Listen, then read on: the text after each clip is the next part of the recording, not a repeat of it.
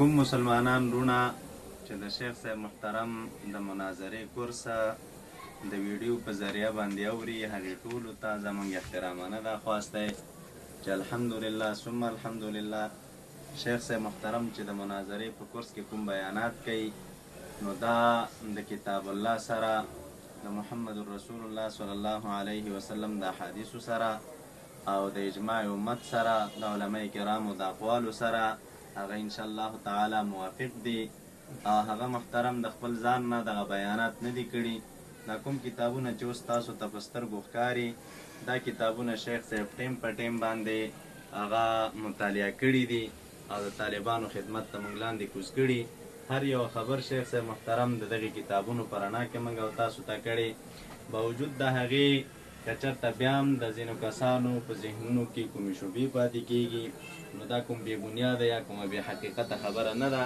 هغې دې زموږ د مدرسې ته دلته تشریف راوړي، رادې شي، خپله نه دې نږدې شیخ صاحب محترم سره ملاقات وکړي، د هغې دا کتابونه دې وګوري، دا مکتبه دې ورته وګوري چې نن سبا دور کې د کروڑونو روپو قیمت لري او ارزښت لري. د هغې نه بعد انشاءالله تعالی د هغې تسلي به وشي. دا موږ ستاسو خدمت ته اوس وړاندې کوو.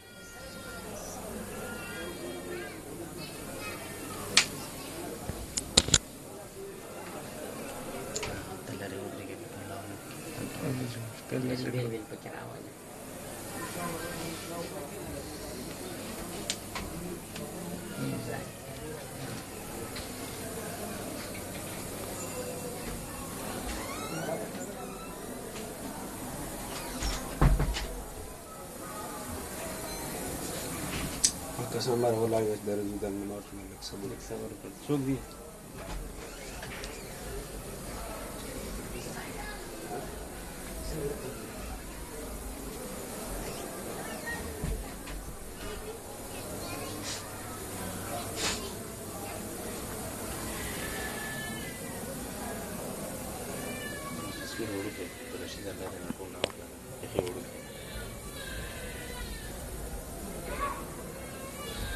पीछे किताब का भी रहता है उसमें तौलेगा तस्वीर उड़ के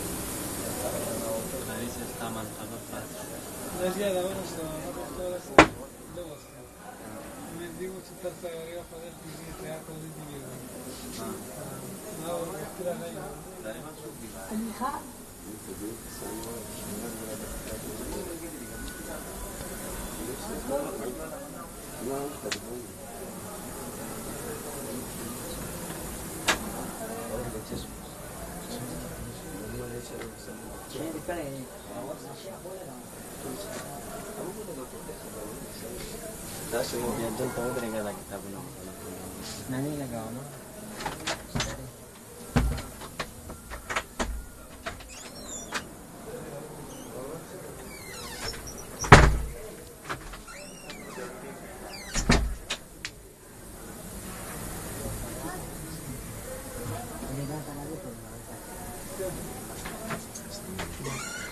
Mana banyak. Terus dari kisah siap sih.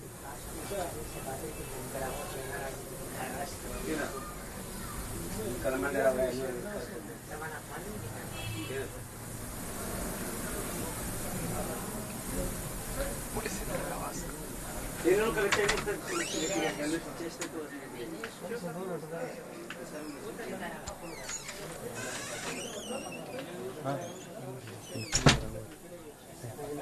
tapi wujud itu kita itu macam ni. Kita tu semua muktabah tasawuf. Biar. Pasti. Fana khuda dekatlah. Khuda. Ya Terus terus tu cerita semua. Dan tahu dah.